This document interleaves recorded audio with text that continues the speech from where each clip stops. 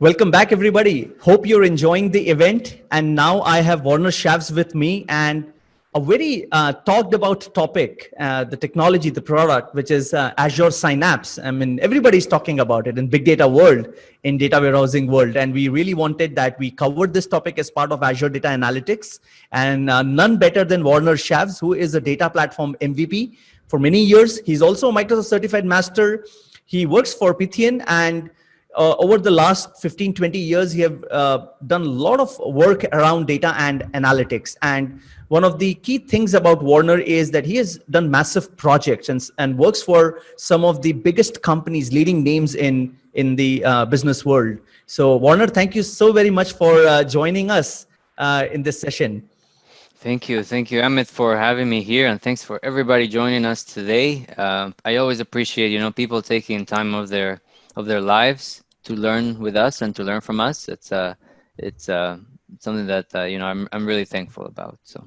Absolutely. Thank you, Warner. And the stage is over to you. You have 75 minutes, which is 60 minutes of session plus 15 minutes of Q&A. All the best. Sounds and good. Audience, enjoy. Plus, also, please give feedback after the session, and we'll talk to you soon. Warner, over to you. Thank you. Absolutely. So I'm going to share my screen now. And all right, so let's get started with Azure Synapse Analytics. Quick intro about myself. I've been working in the DBA and consulting space for 13 years now. I used to work at Hewlett-Packard in Costa Rica. I work as a principal consultant at Pythian, based out of Ottawa, Ontario, Canada. And Pythian is a consulting and managed services company with clients pretty much in every industry vertical and all sizes, from small startups all the way to big corp Forbes 500 companies. Microsoft Data Platform MVP, such as Amit as well. I'm very honored about that. If you want to reach out to me, feel free to add me on Twitter at warchav. And if you want to check out, Pythian also has a really good company blog with things that go beyond just Azure. We have a lot of topics about other platforms, about big data, data science, etc. So the agenda for today is to give you guys a guided tour of what Synapse is, what it looks like, and the capabilities that it has in the preview version that is available to everybody right now. So it is a beginner session. I'm not going to do a deep dive into any specific part of Synapse. I'm just going to try to show everything. We'll have a conversation, try to talk about why some things make sense, why I think some things are really valuable, and why it makes it so easy to use. And like Amit was saying, a lot of people are talking about Synapse these days because at the end of the day, I think the Microsoft team has done a really good job at what they set out to do. All right, so we're going to go over the workspace. We can check out a SQL script and learn about how the new SQL on-demand pools work. We're going to check out the Spark, and I'm going to show you guys the other integrations that are built into the workspace as well. There's going to be just a little bit of slides to try to set the stage into Synapse as a product, but it's going to be just mostly myself, show. If you have questions, we'll get to them for sure at the end. Okay. So the only prerequisites, and this is not just for this session, but in general for working with Synapse, I think the only thing that people need as part of their experience is that they have some basic experience working with BI tools or being part of a BI department. So as long as you know what a data warehouse is, or what a reporting tool is, or if you're used to building dashboards, stuff like that, that's good enough. And same with, basic knowledge of data warehousing, big data. As long as you know what it is, you know what tables are, indexes, files, folders, it's nothing that a true data pro doesn't know, then you can learn Synapse and you can be proficient at Synapse, okay? So why does Synapse exist at all? Well, there are very big and very complicated challenges with BI projects that come up all the time, and we see this all the time. The current BI landscape makes it so that the data that we collect is constantly growing. It's constantly growing in the amount of data that we collect, and it's constantly growing in the amount of data sources that people want to analyze. Data also at the same time is all over the place. Companies have it everywhere. Companies have a bunch of SQL servers. They might have some Oracle. They might have some SaaS tools, for example, Dynamics, ServiceNow, any of these Salesforce, Marketo, etc. All these SaaS tools where they're putting data there as well. And then they want to take it out to do something custom with it as well. The user expectations nowadays is that they want more. So they want to see more data sources. They want to see more dashboards. They want to see more reports. And they want it faster. They don't want to wait 1 month, even 2 months for the new report to come out, right?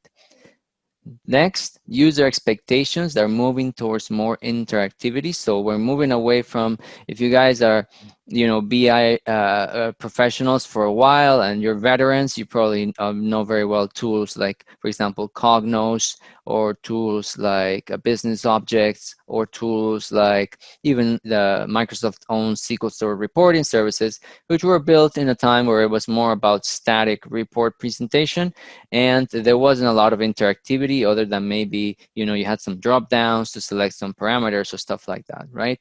Nowadays, everybody's used to that Tableau, Power BI, Looker type of experience where everything's interactive, you can change how things look and things like that, right?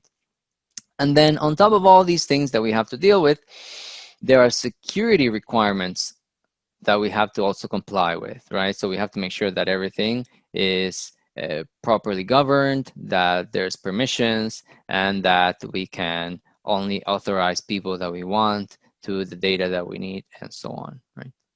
So here's the pitch for Synapse, is that Microsoft is not just betting that technology is the solution to making BI projects and data analytics and ML projects and all these type of projects that want to extract information from data.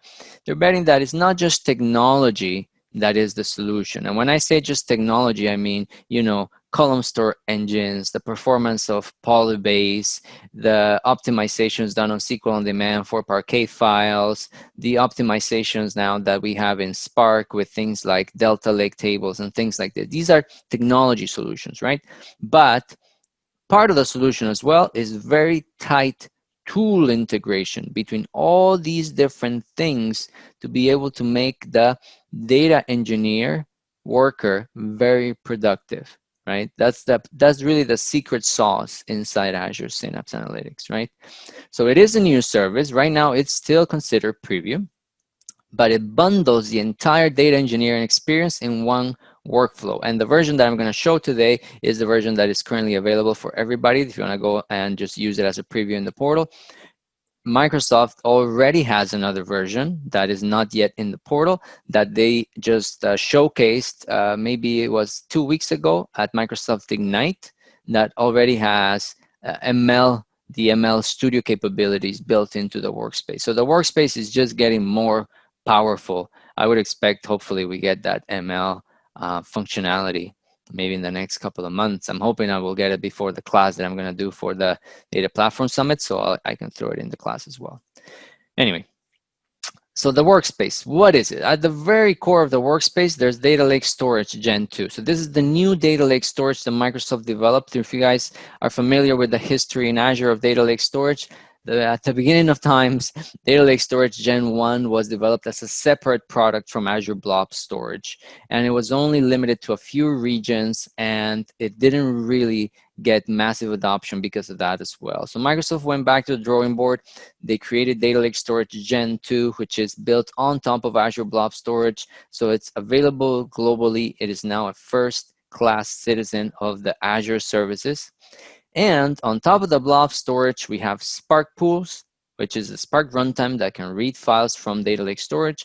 And we also have SQL pools. And we have two different types of SQL pools. We'll check it out on the Synapse workspace. And then we can also do data integration by basically having the Data Factory runtime integrated right into the Synapse workspace. And if you're using Power BI Pro, then you can have your Power BI workspace as well integrated into the Synapse workspace, okay? If you are using, and this is a common confusion, people think, oh, I have to have Power BI Pro to use Synapse with Power BI. No. This is to have the workspace literally embedded in the Synapse workspace. But Power BI free, you can use it and still connect to the resources in Synapse. It's not that it doesn't work. It's just that it won't be right there in the interface. It will still work and you can connect it to Synapse, okay? And that's it. That's all the slides I have for today. I just want to show you for the rest of the hour to showcase what Synapse is, what it does, and let's talk about all the functionality that it currently supports, okay? So this is what you get when you go into the main page of Synapse, and we have the 4 experiences of ingest, explore, analyze, and visualize. If you want to play around with it after this session, I recommend that you go in and you go into the Knowledge Center. You guys will see here, there's useful links right there. And the Knowledge Center that Microsoft has created already comes pre-populated with a bunch of different things. You have samples that you can use immediately, you can browse, and you can do a little tour of the Synapse Studio just based on the GUI. The tour is very short. You'll probably get a better sense of everything just by watching this session. All right, but there are samples there, very cool. So let's walk through the different functionality. Usually what I do is I'm gonna walk down through this menu right here on the main side, and that will give everybody a really good idea of everything that we can do in Synapse. Then we'll come back and run some things through the notebook, and then everything will start clicking in people's heads, right? So first thing is the idea of data, right? So there's 2 different types of data that live inside Synapse. You'll see here there's workspace data and there's linked data. Workspace data, if you guys can see here, I can open this, is data that is literally tied into the pools that are part of Synapse, right? So you can see here, I have the getting started SQL pool, and I have some Spark databases. So these are actual databases that are part of the Synapse workspace itself. Now, if you see here, when I say linked data, then I have some things that are linked. So these are, this is data that is technically on a service that is outside of the Synapse workspace, but it is integrated with the Synapse workspace regardless, right? So for example, you can see I have Azure Cosmos DB integrated, I have Azure Data Lake Storage integrated, and we have some integration data sets. This is the same concept of data sets that you would get from Azure Data Factory. You always have to integrate at least one account of Azure Data Lake Storage to your Synapse workspace. So if I open this here, you guys can see here, if I zoom in, you'll see this one says it's the primary, right? You can integrate more than one, but you always have to set one at least as the primary. Now, something else that you'll see that is all over the Synapse graphical interface is these the 3 dots, right? The actions, and you'll see a lot of this is contextual, right? So if I'm on the databases, I'll get a different set of options where I want to have a new script or whatnot. If I'm on the linked, I get a different set of options where I can open some of these things. I can go in and I can browse data.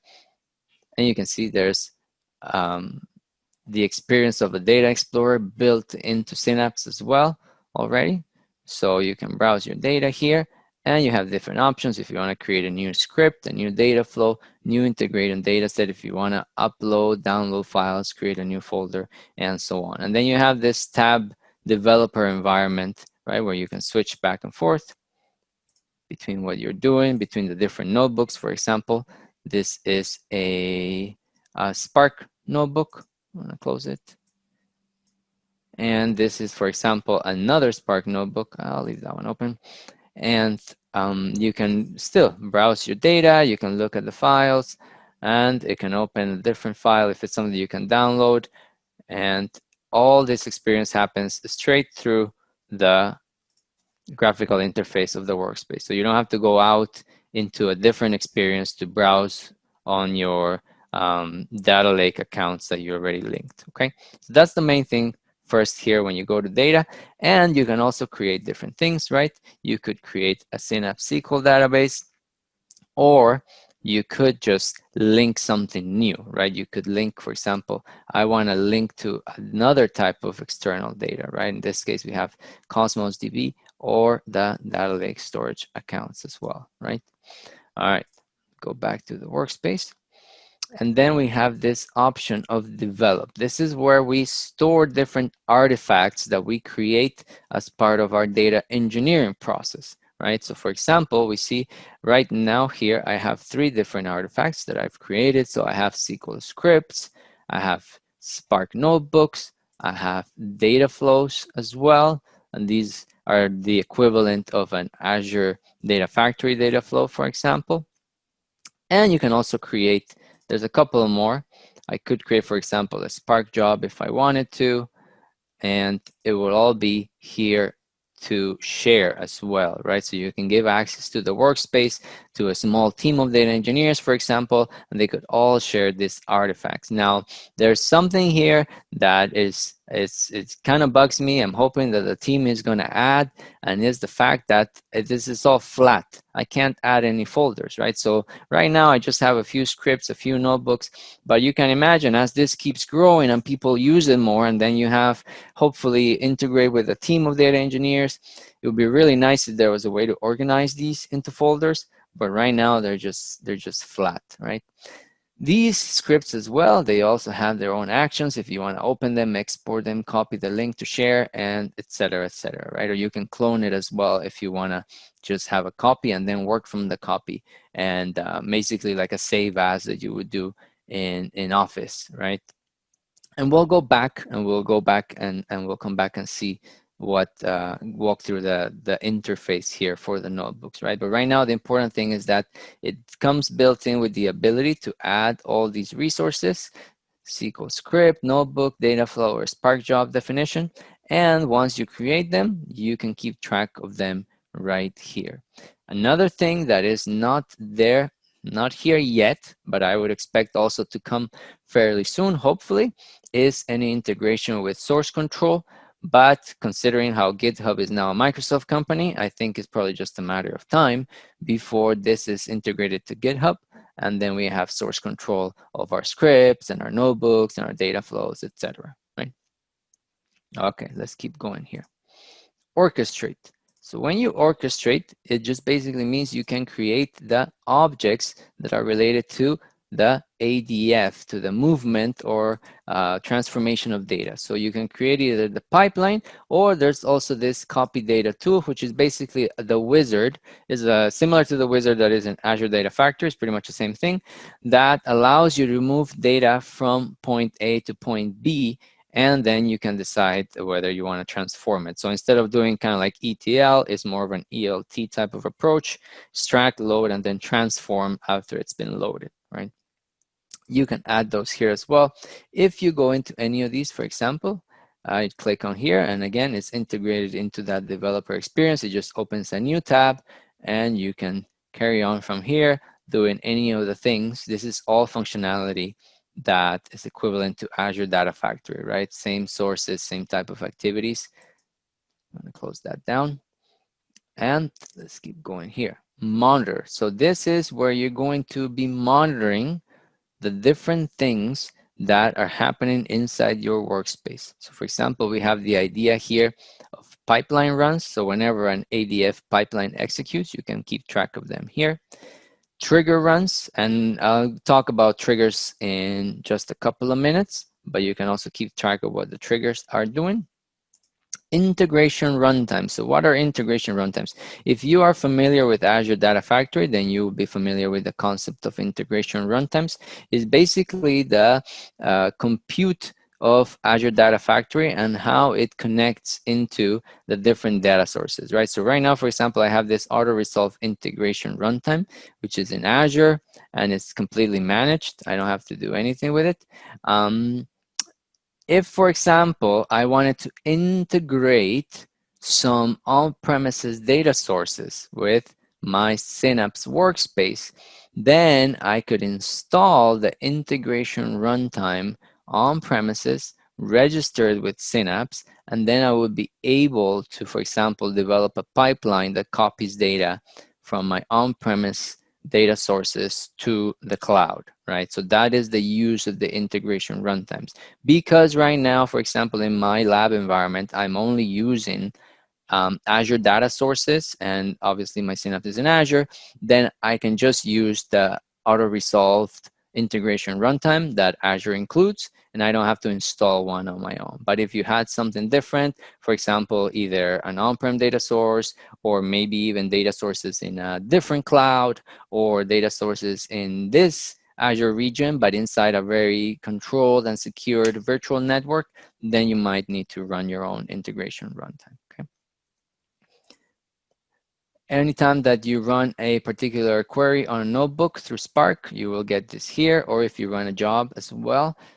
The SQL request right now is just for running requests, but the idea is that eventually we will also see a request history. You guys can see even here, it says right there, request history for SQL on demand is coming soon. But right now it's only running requests, right? And then data flow debug sessions. And this is when you're developing an actual pipeline, a data flow. Sorry, not a pipeline, data flow. They're two different entities. Then you can also keep track who has opened a debug session, mostly because the debug sessions of data flows use also Spark under the covers, right?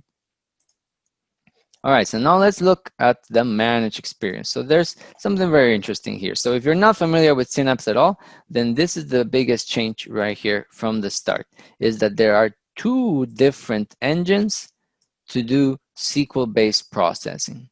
One is SQL on demand, and the other one is SQL pool. So SQL pool is what we used to know as Azure SQL Data Warehouse, okay? So when you create a database here in the SQL pool, you have to have the SQL pool up and running.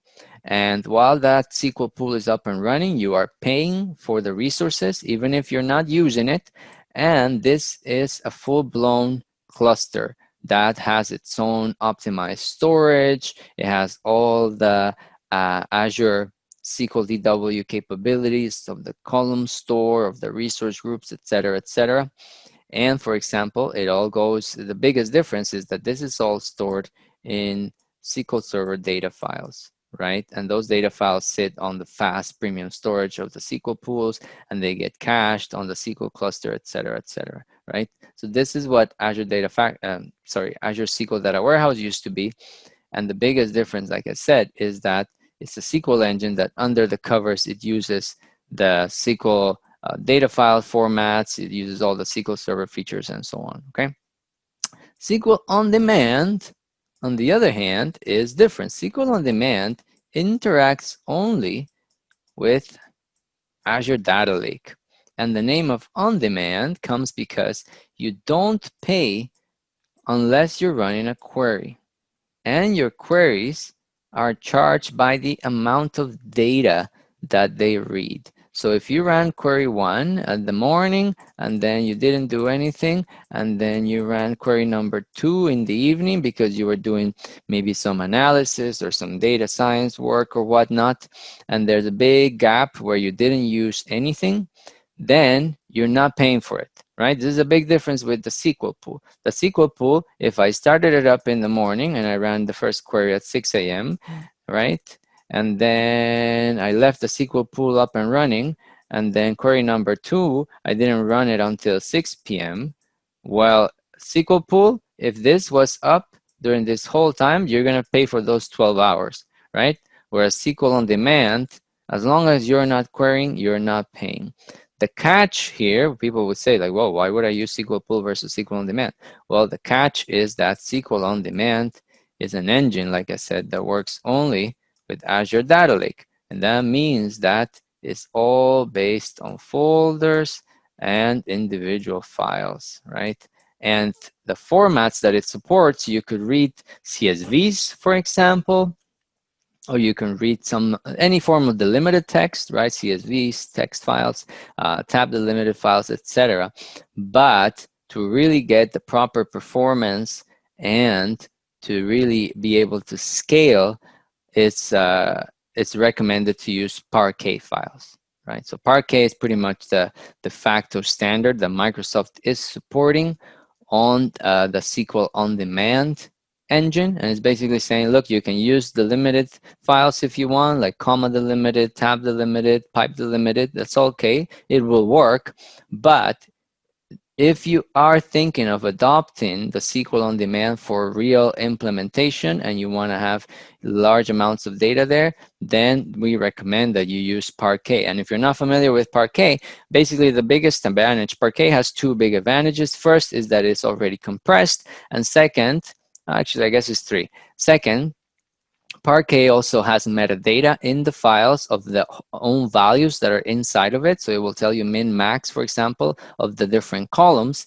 And it is also columnar format where you don't have to read the entire file if you just want to read a particular column. You can just read a particular column from a single file, right? So that means that the processing can be really fast. It also means that the SQL on demand engine can eliminate Parquet files based on metadata, based on the filters that you specify in your query, and so on, right? So that's why. The other thing that I really like about this that you might be thinking, well, I said that Synapse is a very good service for learning.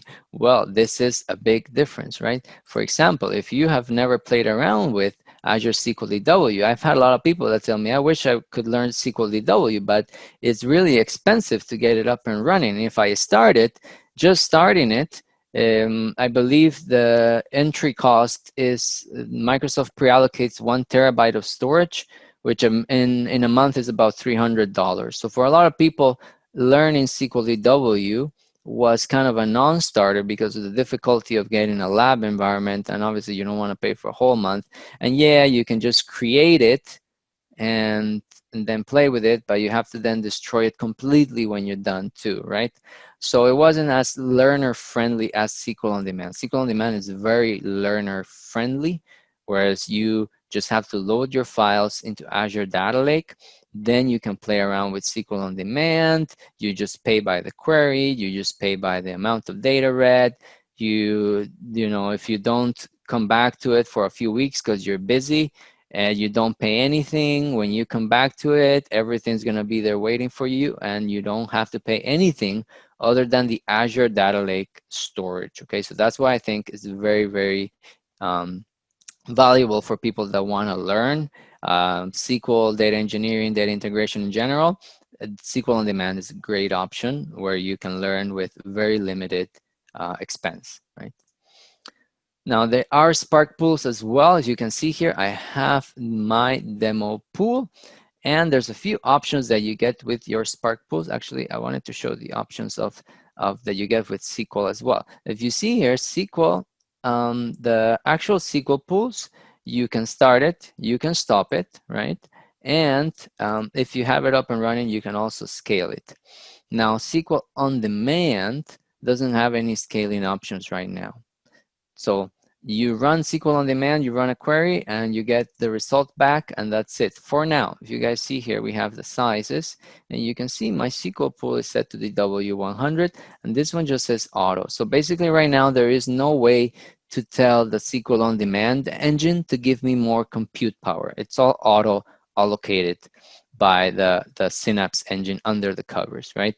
Maybe eventually down the line, they will add a capability. So if you guys are familiar, I don't know if you're familiar with Google BigQuery, how many of you might be familiar with it, but Google BigQuery also has a similar model of charging per query by the amount of data read, but Google BigQuery actually allows you to have a compute multiplier. So let's say you run a query in BigQuery that takes 5 seconds. Then you can set up a multiplier that basically says, okay, I want a 2x of the compute power that it gave me that answer in 5 seconds, and I'm willing to pay double the price that I paid for that particular query. And then you can see if it will go faster. If it was truly an issue of not having enough resources, then maybe you'll get, this time the query will run in 3 seconds. Maybe it will actually run exactly at 2.5 seconds, right? You have to try it out. But it does give you that ability to ask for more CPU and basically say, I'm willing to pay for a multiplier of the cost of the query. So I think maybe down the line, hopefully the Microsoft team might think about implementing a similar model so that once people really start adopting Synapse, especially in production environments where sometimes it's very important to have your operations bounded by a certain period of time and to guarantee consistency in performance, then we would have some way to control it. But right now, there's no way to control it. It's just auto-allocated, okay? All right, in terms of the Spark pools, you have a few options here as well. So for example, you can see that I can have auto pause. Right now I have it disabled because I am doing this session with you guys and I didn't want my Spark cluster just to die in the middle of the presentation, because then it takes a few minutes to come back up. It takes about 2 minutes. I've seen it take. But if you are in a live environment, if you're in your lab and you're just going to be running some things and then you're not going to be using it that much, then you can set up auto pause, right? And then auto pause is usually what I have it on when I'm not doing a presentation, because that way, if I'm just doing a lab or trying a sample, or if I'm prototyping something for a client and I just stop for a while, then autopause will shut down the cluster automatically, and I don't have to worry about it just continuously charging me for it, right? So the price, of course, of autopause is that if it does come down and then you want to start using it again, you always have to wait those first couple of minutes that the cluster takes to spin right back up, okay? And then the other thing, you can also have some options for scalability of your Spark cluster. Right now you can see you can choose 3 different sizes of nodes: 4 vCPU with 32 gig, 8 vCPU with 64 gig, or 16 vCPU with 128 gigs of RAM, which is pretty beefy and the biggest end. You can have auto scale enabled or disabled, and this is automatic, so it will go up or down in the amount of nodes that you have depending on the activity in your cluster, right? And right now the number of nodes, the minimum is 3. In my lab environment, when I'm just doing small things, I keep it at 3. If necessary, when I'm doing more real work, I might move it up a little bit. So far I haven't really had to move it up too much, but it goes all the way to 200 nodes an hour if you are so inclined to use, right? Obviously at that scale, you're paying 174 Canadian dollars per hour, right? So it's something that if you have to run a big data job that you need 200 nodes to run it, then just keep in mind that if it takes 2 hours to run, then just running that report just cost you almost 400 Canadian dollars. And Canadian dollars are just, I think right now is about a 1.3 to a US dollar. So everybody kind of get an idea of what the cost really is. In US dollars, this would be about 140 per hour anyway. So it is quite a bit of money, right?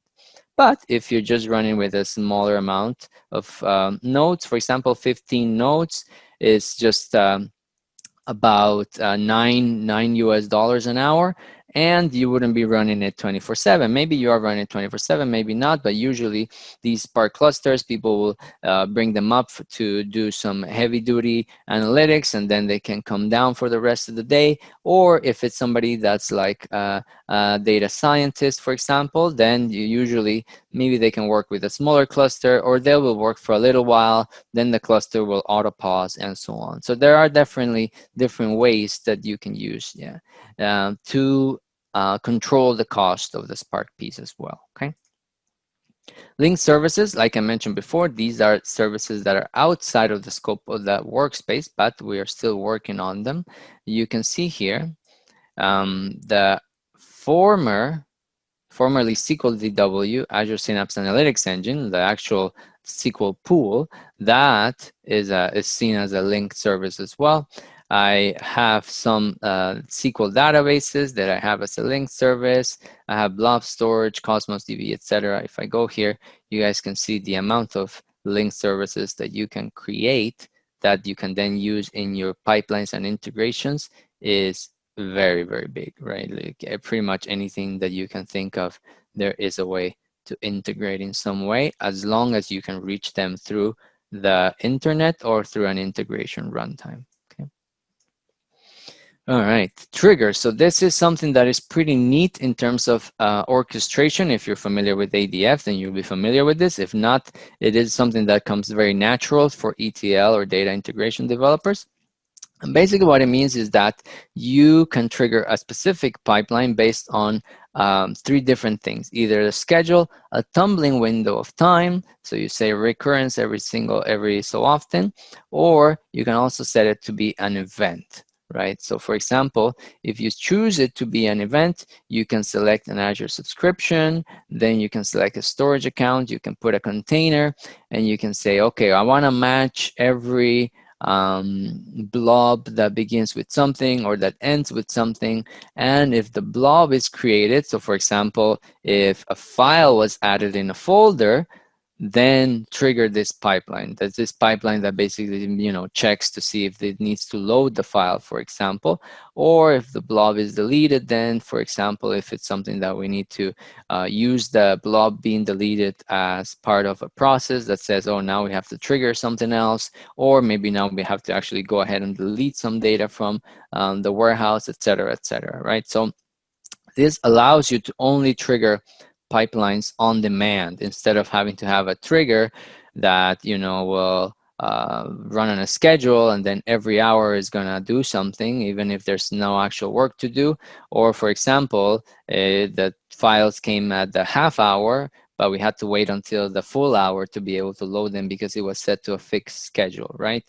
So event-based means that we're able to respond as soon as the new data arrives, right? So that's really the use case for these event-based triggers, right? I'm just not going to save this and keep going here. We talked about the integration runtimes already. Let's see the access control. So right now, this is the workspace security is all integrated into the Azure AD, right? So the idea, of course, is that you're going to be able to add different people to your workspace and give them different roles. So you can see here, I'm going to zoom into this. I'm not going to go super deep into what each one of these can do. Just keep in mind that there's the idea of having a workspace administrator, a SQL admin, and Apache Spark admin. Right now, that's the breakdown that we have. And then you can find anything, either an individual, a group, or an application that is defined inside your Azure Active Directory. So it's all role-based access control, right? You can add credentials if necessary for authentication, usually to be used for the link server, something that you're going to connect to. And then there's this idea as well of managed private endpoints. Private endpoints, if this is actually a functionality that is in Azure at large, in Azure infrastructure, that basically what it does is that you can have a particular virtual network connect to a resource that is in another virtual network through an endpoint that looks like it belongs to that virtual network, right? So it's basically a network security feature so that you can communicate across VNets securely without routing through the internet, right? In this case, for example, you can see the managed private endpoints are basically to the SQL pools, because that SQL pool and the SQL on-demand cluster lives in some other virtual network inside the Azure region, wherever it may be. And Microsoft is using these private endpoints as a way to communicate to them, okay? All right, so that's pretty much the tour of every single main screen that you can get here. Now I just want to go in and let's look at the actual notebook experience that you can get, right? So for example, I'm going to open a notebook here, and I want to show you guys here as well, when you're working with the notebooks, how easy it is to do some other things when you're browsing data. So for example, if I go here and I'm going to go and browse on my data again, okay, and you guys see here I have a CSV file that is on this particular folder, and I can actually click on it and I can get a preview of the CSV file. I can get a new SQL script to select rows from that file or to bulk load from that file. I can create a notebook to load that file into a data frame or into a Spark table. Or I can also try to create a new data flow or create a data set that uses that particular file as well. So if you need to just get up and running really quick, that Data Explorer will give you these options with all the different files that you might be using, right? So same thing, You know, you can try to do a bulk load. In this case, you can see it's a TBL file, so the interface can't figure out exactly what are the options it should give us for it, but it does give you the option just to do a bulk load, and then you have to figure out the schema for it, right? In the case of the partner data I was doing, it is a CSV file, so it does give us more options like, you know, a preview, a script, a notebook, etc., etc. Let me see here where I have some of the other data. Spark Pools, Warehouse. Now I'm looking for here actually. I'll just show you guys real quick. If I go to develop, I'm gonna open my external table script, and then that way I'll know where it is. Hammer DB scene agent. Okay, so let me go back up. It's here. And you guys can see here as well. So you see the Parquet file also gets different options because it recognizes that it's a Parquet file, right? So we can select from the Parquet file. We can create an external table from the Parquet file as well. And in the notebook, it also gives us more options. We can load into the data frame. We can create a new Spark table because it recognizes, again, that it is a Parquet file. And like I mentioned before, Parquet is pretty much like a first class file format for Synapse, right? It's Microsoft encourages people to be using Parquet a lot, okay?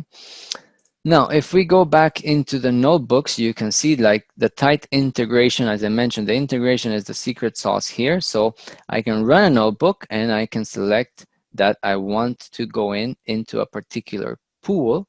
And I can run this if I want to right now.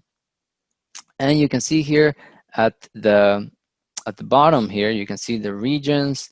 It says spark.read.load, and I just have to pass in the path of that data lake account, right? So this is all handled through the integrated security by the Synapse workspace, so that I can use the Spark pools inside the Synapse workspace to read anything that is in this linked Azure Data Lake account. So I don't have to go out into a separate service. I don't have to manage separate credentials, etc., etc. It all happens automatically by the Synapse workspace managing those credentials for me, right? So very easy to get up and running. As I mentioned before, I just have to have that Spark pool, and then you just have to create the notebook, and that's it. You don't have to manage anything of the Spark piece, and it has also the auto scale as well as the automatic shutdown capabilities.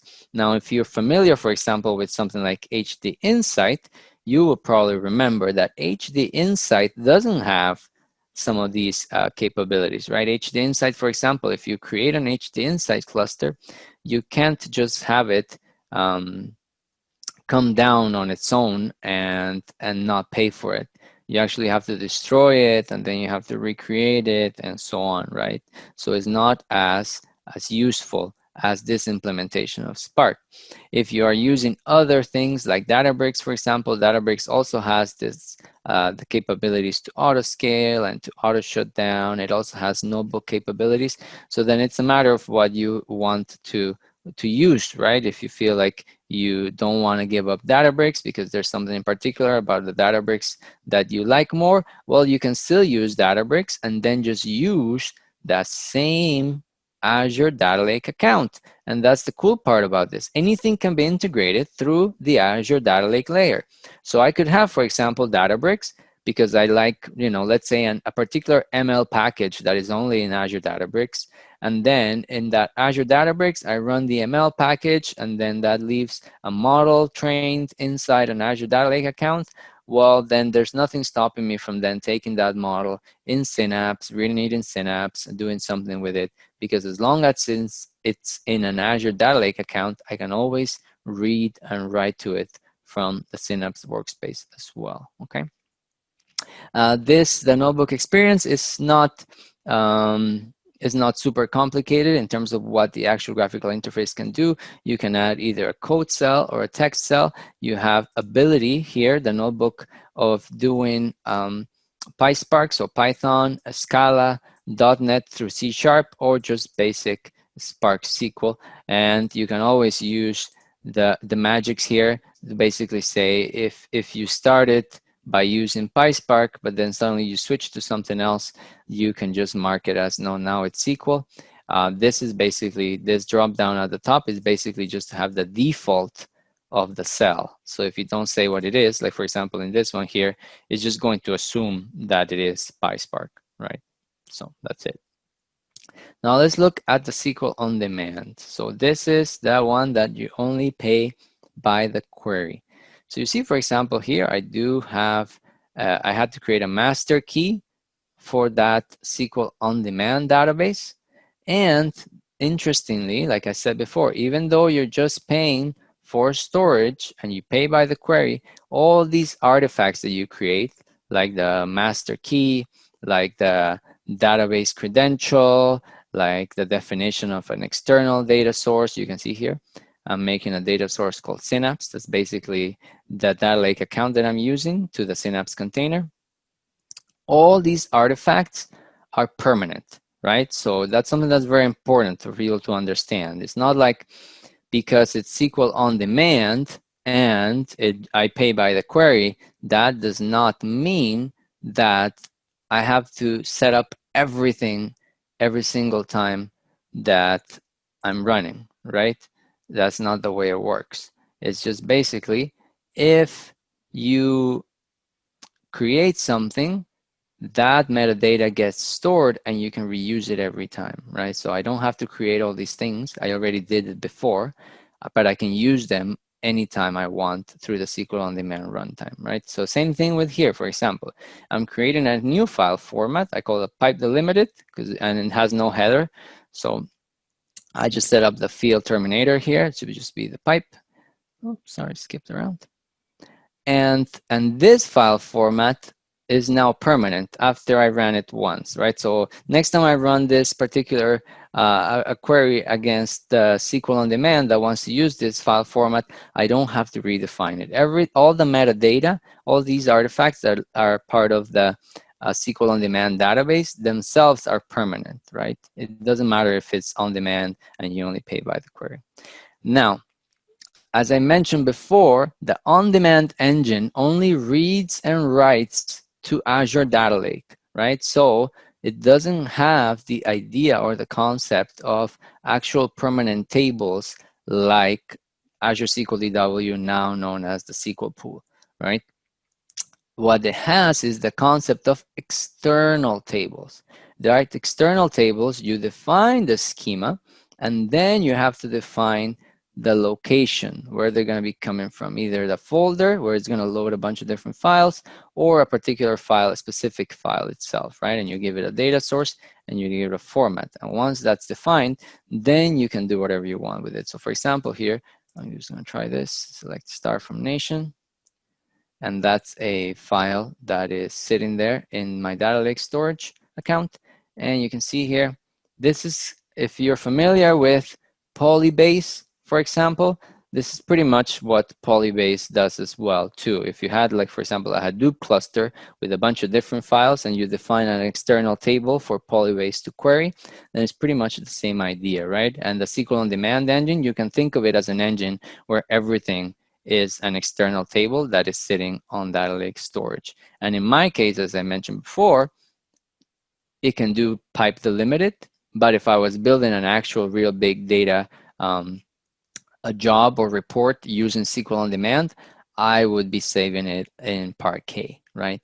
Now, as part of what you can do with this particular implementation of the SQL on demand script window is very similar. For example, if you're familiar with Azure Data Studio, in that it gives you the capabilities as well to go through the results based on a visual, right? Some chart, so you can have different chart types. You can pick the category columns, the legends, where they should be, whatnot. And if you like, you play around with it, you like how it looks, then you can actually save it as an image.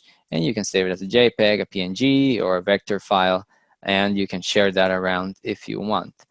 As well, you can just leave this as it is, and For example, I'll just show you guys here the different charts that are available. So you have like an area chart instead. You have bars, columns, lines, pie, or scatter plot as well. Okay, so it doesn't have the richness, obviously, of something like a Power BI, but it's just for quick visualization of results while you're in the workspace experience itself. If you wanted to do full-blown visualization, then that's where you would use something like Power BI, right? And to keep in mind, and I want to drill the fact into everybody's heads, is that the Synapse engines, the SQL engine, the SparkPool engine, Azure Data Lake, etc., are not just compatible with Power BI, right? Very, very important to understand. Microsoft obviously wants you to use Power BI because it's Microsoft's product and Power BI has tight integration with it, but you can connect anything to your data that's in the Synapse workspace, right?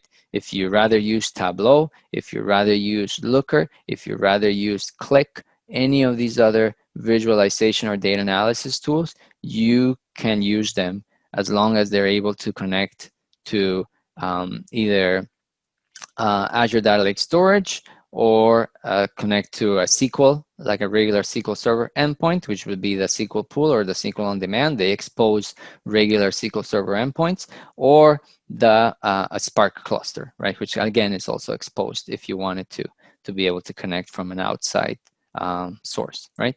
Now, interestingly, and let's keep going here with some of the capabilities of SQL on demand. Once you define the external table, then you can basically do whatever you want in terms of working with it, right? I just selected from it. You can filter from it. Then you can also, for example, create tables from it as well, and you can have views from it too, right? So for example, you can see here, if I technically I didn't load data, but I was able to process data by using create external table with, and I just gave it the metadata and it loaded. But if I also want to take the values and then create a new table, a new external table, I can do a create external table, put the format that I want on it and where I want it located, and pass in a query. You guys can see here where I'm making, a new external table from a select statement. And what it does here then is basically a way to export the data out into data lake storage.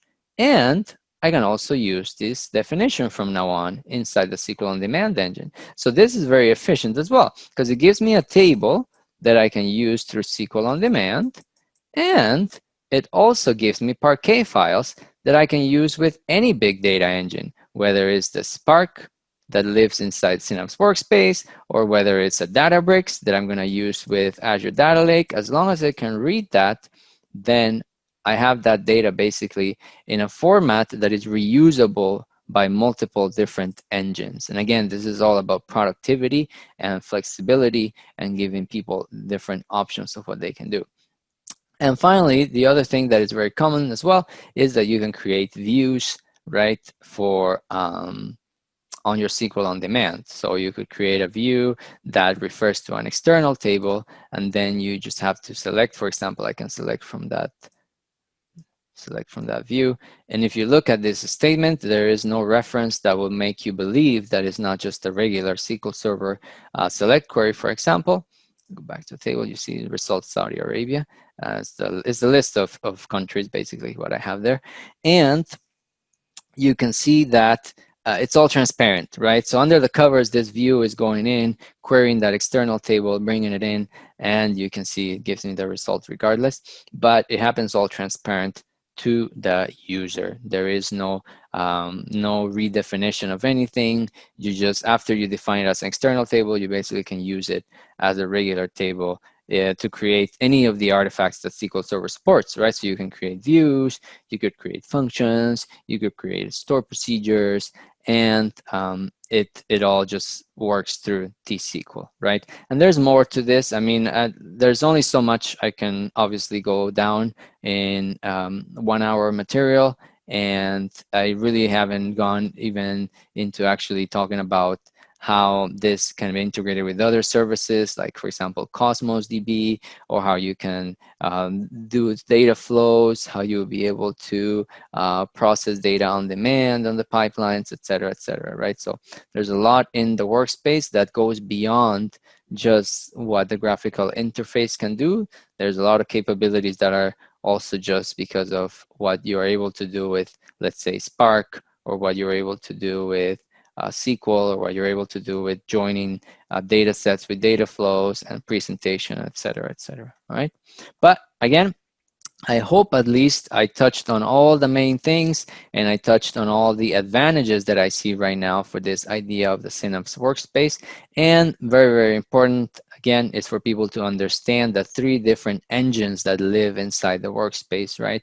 I would say maybe it's 4 different engines. It's the SQL pool, which is the formerly SQL data warehouse, the SQL on demand, the Spark pools, and the data flows / pipelines engines as well, which is the data factory one.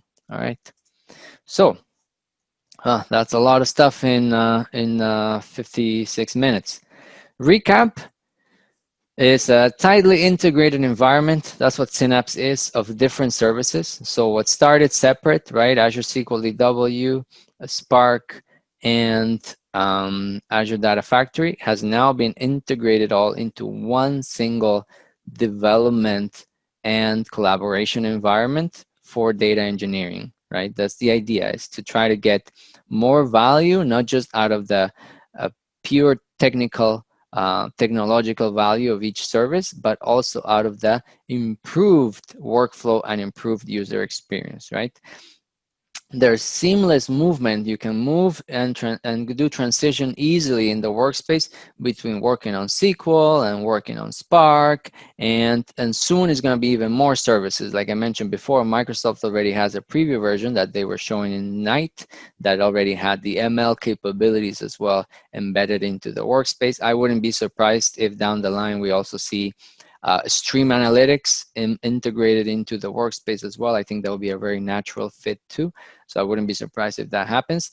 At the end of the day, this workspace idea has had really good feedback in general, not just from MVPs, the people in the community, data pros like yourselves, but a lot of my own client base are very interested in Synapse as well.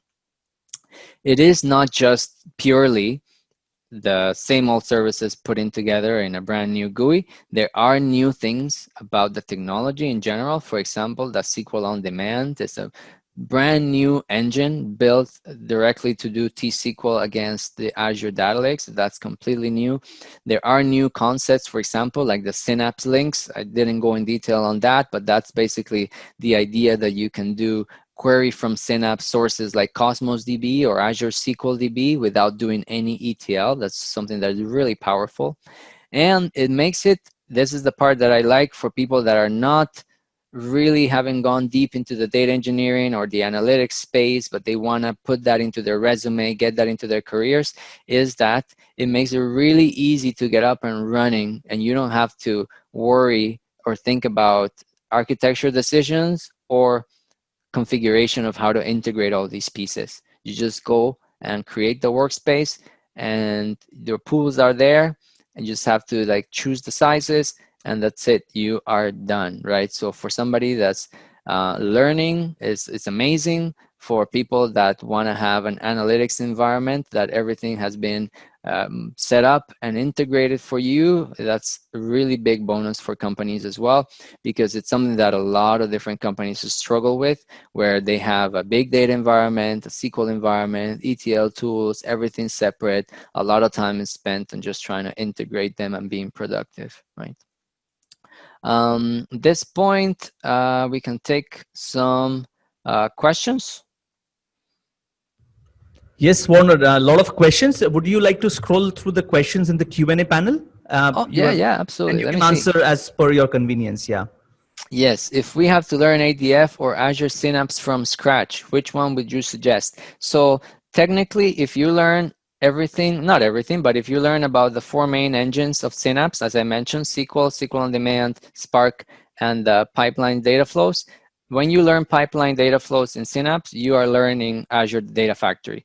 Even though it's technically, it doesn't say there that is Azure Data Factory, if you learn how to do pipelines and data flows in Synapse, it's literally the same experience in Azure Data Factory. So if you just focus on Azure Data Factory, then in Azure Data Factory, it's just literally pipelines and data flows, and it doesn't have the Spark pools, it doesn't have the SQL on demand, it doesn't have the SQL pools. So Azure Data Factory is literally just the ETL piece, whereas Synapse has all the other stuff and the ETL piece. So I would say, yeah, if you can go to Synapse right now, I would recommend go to Synapse, because what I'm telling people, like people that have nothing in Azure or that are interested today, what I'm saying is don't provision an Azure Data Factory environment, just provision Synapse. And then there's a few things that Azure Data Factory can do today that are not in Synapse yet, but they'll be in Synapse eventually. For example, the integration with the source control, right? But that's just a matter of time until it's on Synapse. And if you are just learning, literally learning, then by learning what is on Synapse, you will get 90% of what you need to do Azure Data Factory, and then you'll switch to Azure Data Factory, and you will just learn the couple of features that are not in Data Factory right now, okay? So let's do this. Can SQL on demand be used to query tables, or is it just ADLS? So you can take tables that are in ADLS only from SQL on demand. And this is something that is very important to understand when people are thinking of implementing things. This, I don't know if eventually they will get rid of this limitation. It would be really cool to be able to do SQL on demand against ADLS plus against the SQL EW storage. That would be a true decoupling of the the data lake format and also the SQL optimized column store format. But right now it's only Azure Data Lake storage, right? So if you do SQL on demand, yeah, you're basically just querying Data Lake storage, all right? Can we set auto resource scale up with demand base? So demand base meaning like the more load there is on the cluster, then yes, that's right now. I'll have to go in. Actually, that's a good question. I haven't checked out. Usually, for example, usually the scale up criteria is if there are queries or jobs that are being queued, then you should start another node in the cluster. But let me see here. The auto scale basically says it just automatically, yeah, you can set a min and a max if you set it to auto scale, but right now all it says is it'll automatically based on the amount of activity, but it doesn't really let you tweak what that amount of activity should be, right? So right now, keep in mind this is in preview. I wouldn't be surprised if eventually down the line we get a more clear control of what is auto scale and what is not auto scale, right? So maybe we'll see. All right. If we write a trigger for a blob event, like a file was placed as the blob event will trigger immediately, irrespective if the file is copied completely or not, then how to handle that? So I believe that the trigger is only when the blob is completed. It's not just literally the blob was created. It's when the blob has been written to the blob storage and basically the write logs has been taken out of that particular blob, then you'll get a trigger of an event. Otherwise, yes, I agree with you, you would have a problem where if it just notifies you as soon as it's created on the folder and you're still writing to it, then you're either gonna have to have a loop that has to like attempt to take the file and wait or not. But I'm almost sure that the capability is to actually give you the event once the whole copy is complete. All right. All right, are there separate link services for Azure Synapse SQL Serverless and Azure Synapse Spark Pool? Yes, they are separate. So you can, for example, let's say you're using Power BI, you could connect only to the Spark pool and not connect to SQL on Demand, or you could connect to SQL on Demand and not connect to the Spark pool. Or you could even connect to both and integrate them together in a report. You could do all that. If Delta table was created using Databricks, can the same Delta files be used by Azure Synapse Spark without changing any code? This is a really good question. I honestly don't know, but I don't think it necessarily might be the case because well, I will have to test it to really know the answer, but keep in mind what I can say is that Azure Synapse Spark has a specific version of the Delta Lake implementation that might not be the version that is inside Databricks. So for people that are not familiar with this, Databricks are the original developers of the Delta Lake tables. And what they do, or usually what Databricks does, is that when they implement something cool like that, if they decide to open source it, which they did for Delta Lake, then they will usually bring it out the latest version in the Databricks paid product.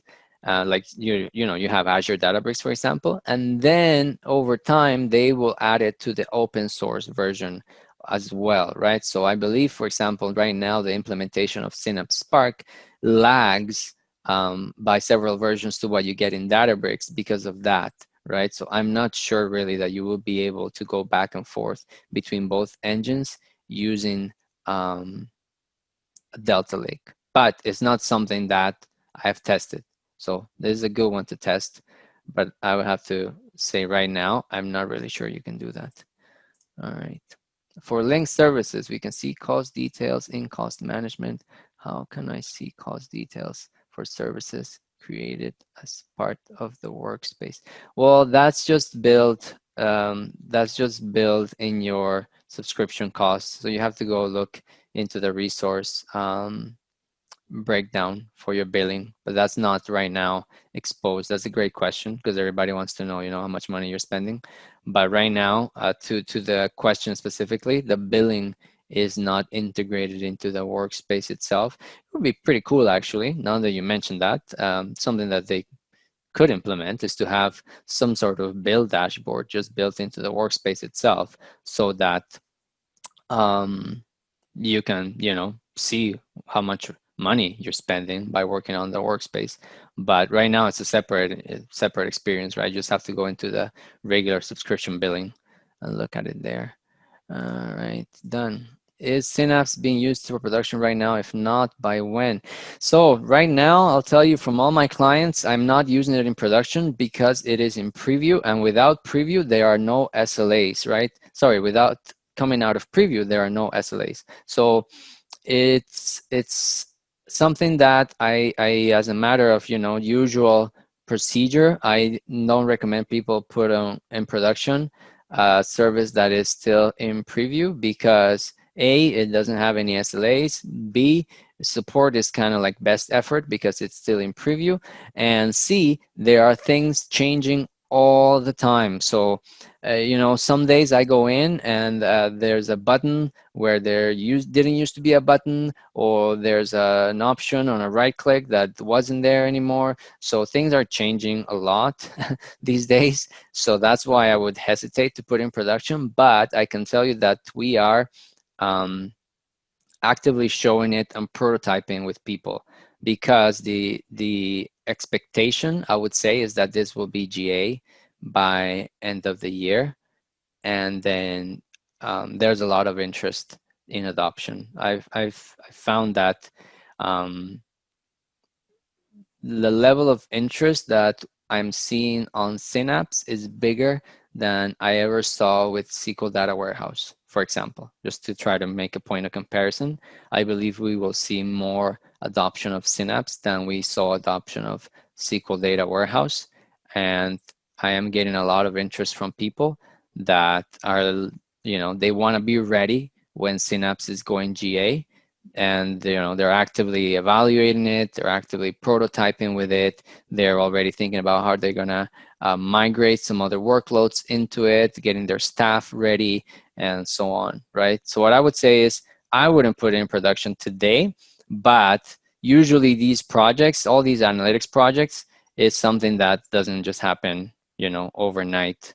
It takes a while anyway. So usually the prototyping stage, I think, is perfectly fine to happen at this point. All And Warner, right. you can also talk about your class. I mean, if people are more interested in Yeah, a deep dive absolutely. session. So this is what I had here. Now that Amit is mentioning this, I have a full day training class coming up as part of DPS. You guys can go in, sign up right now. And in this full class is going to be full 8 hours day where we're going to go deep, way deeper than I can go into just 1 hour. So we're going to talk not just about Synapse itself, but also about data engineering itself. So the class is called Practical Data Engineering with Azure Synapse Analytics, because what I want is to basically, I'll give you guys, and since you're here, I'll give you the 1 minute idea is that we're gonna start the day with the specification of the data engineering problem that we're trying to solve. And I'm gonna show you guys how I break it down, how I document it, how I try to design it in a way that it's an actual software product that you can then maintain, you can support, you can share the documentation with other people, etc. So it's not just about learning Synapse, it's also about learning the data engineering process that I follow. And to that point, I forget the gentleman's name that just asked me, is Synapse in production or not? Well, this is, think about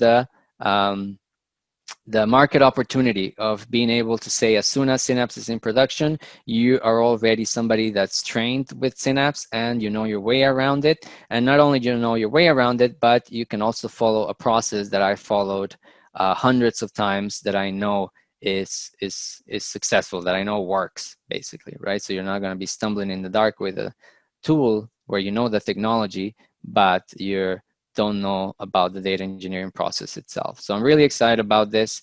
I think it's going to be a lot of good value for people. And if you are somebody also, I mentioned this before when I was talking with Amit, if you are somebody that has been a SQL developer for a long time and you find yourself, maybe you're a little bit intimidated by working with Spark, or you haven't really gone into learning the Azure Data Factory pipelines, data flows, etc. We're going to cover all of that. So obviously at the end of one day, you're not going to be a guru or an expert, but I can guarantee you, you'll at least be dangerous using all these other tools, right? Without any previous knowledge, right? So that is my quick pitch of the class. And keep in mind, of course, the whole conference is coming up and it is an amazing value, not just the classes, but all the sessions over, I believe it's 3 days, Amit, at this point, or is it Yes, of 2 course, days? 72 hours nonstop, 3 days and 3 nights. 3 days. Yeah, absolutely. So yeah, the value is staggering when you think about, not just the live attendance, but you'll get the recordings as well. So that's something else too. My class, for example, it is going to be late in the night for if you are in the India time zone, for example, but I'm going to try to keep it as interactive as I can. Hopefully my style will keep people awake if you are going to join us from an overnight time zone. And if not, you can always have the recordings as well included. And something else that I want to do as well is, just as part of the process of the class, I'm gonna make sure that everybody that signs up for my class, I'll probably be creating like some sort of private group on Facebook or something, so that we can all Yes. follow up with each other after and see how people are doing. If they went into Synapse projects, they can, ping me, get ideas,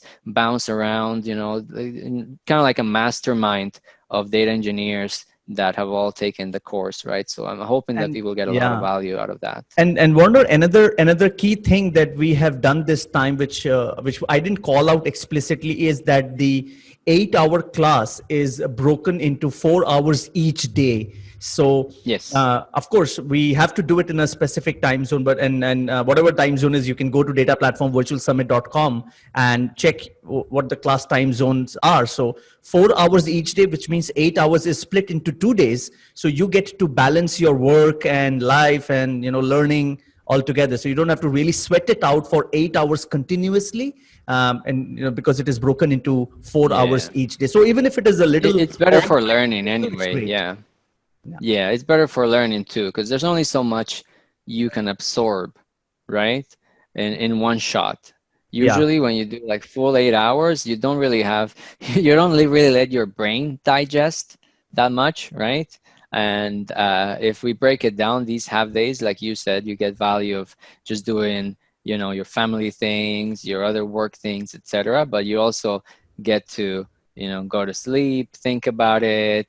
You probably will have questions, because a lot of times people don't ask questions on the spot because I don't know what even I should think. And then they go home, they think about it, and like, oh, actually tomorrow I can think of asking that other question, right? And then it makes it more interactive in the end, right? So yeah, Right. very excited about that. Yeah, this is it's gonna be a great Thank event. you. Thank you, Warner. All right, friends. With this, we come to an end of was this the third or fourth session? I'm losing track because this is the 24-hour event. Thank you, Warner, very much for taking out time. I'm in a Absolutely. completely different time zone. You're in a completely different time zone. Audiences are from 50 different countries. It's incredible. Uh, the virtual world has given us a lot of surprises, but a lot of pleasant surprises too. So with this, thank you, Warner. And any last words before you sign off for today? No, absolutely. Just thank everybody for your time, for joining me today, and hopefully I will see you at DPS as well. Absolutely. Thank you. Thank you, Warner. Goodbye. Thank you. Bye.